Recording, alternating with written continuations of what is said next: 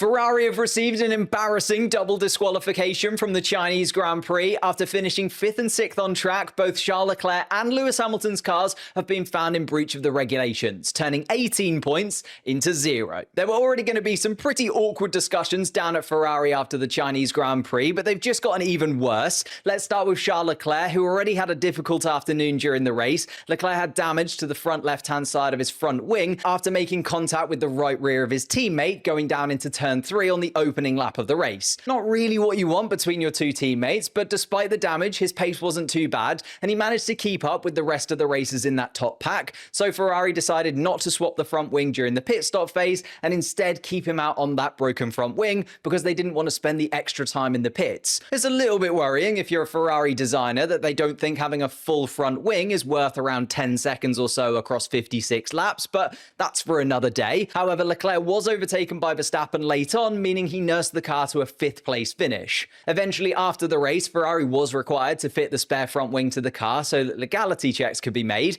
and despite the new front wing being 0.2 kilograms heavier than the damaged one, Leclerc's car was still found to be 799 kilograms. This is a breach of Article 4.1 of the FIA technical regulations, as the minimum weight of this year's Formula 1 cars is 800 kilograms. And having been summoned to the stewards at 6:45 p.m. local time, the decision was made to disqualify the Ferrari of Charles Leclerc from the race. Although Leclerc wasn't the only driver to be disqualified for being underweight, as Pierre Gasly's Alpine was also found to be underweight by 1 kilogram also, meaning that despite finishing 11th, he won't be moving up into the points thanks to Leclerc's disqualification. But before we look at the final result for the Chinese Grand Prix, we also have to look at the other Ferrari of Lewis Hamilton, as shortly after Leclerc was called to the stewards, Hamilton also received an invitation for a completely separate infringement of the rules. Hamilton already had a pretty underwhelming race after winning the sprint on Saturday, and despite staying ahead of his teammate at the start of the Grand Prix, Leclerc was the faster Ferrari driver, even with a broken front wing as we discussed before, and Hamilton was subject to his first set of Ferrari team orders since joining the team, as he was asked to let his teammate by partway through the race. Then after the checkered flag, Hamilton's car was in breach of Article 3.5.9e of the regulations, as the skid, which is the plank underneath the car, did not meet the minimum thickness allowed by the FIA.